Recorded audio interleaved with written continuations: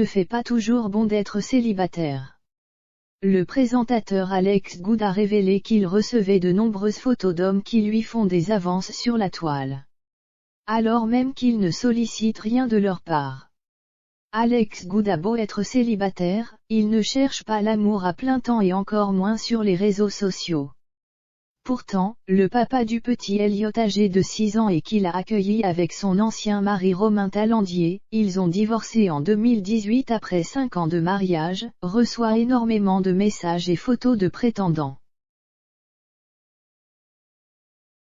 C'est lors d'une interview pour Voici que l'animateur de Y a pas d'erreur sur France 2, s'est confié sur les bizarreries qu'il reçoit en masse sur ses comptes personnels. Parfois, on m'envoie des photos de pieds en message privé, alors stop, ça ne m'excite pas du tout, a-t-il fait savoir, dans les colonnes du magazine Le Présentateur, qui compte bientôt s'éloigner de l'univers de la télévision pour se lancer à fond dans la production de spectacles et l'écriture de son premier film, a donné quelques détails concernant son type d'homme idéal.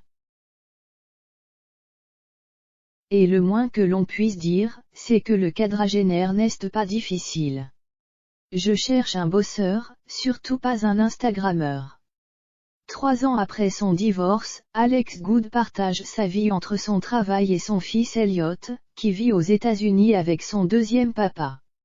Au magazine Public, en septembre dernier, Alex Good affirmait être resté très proche de son ex-mari. Si proche qu'il souhaite construire 2 maisons mitoyennes à Las Vegas, pour le bien-être de leur fils. Nous sommes devenus les meilleurs amis du monde et je suis très copain avec son nouveau mari. Notre but est de rendre la vie d'Elliot la plus simple possible. On a fait en sorte que ça se passe bien. Celui qui animait la France a un incroyable talent sur M6 avec Sandrine Cormand de 2009 à 2015 et a connu quelques difficultés financières au cours de sa vie, a aussi révélé qu'il attirait les hommes plus jeunes que lui.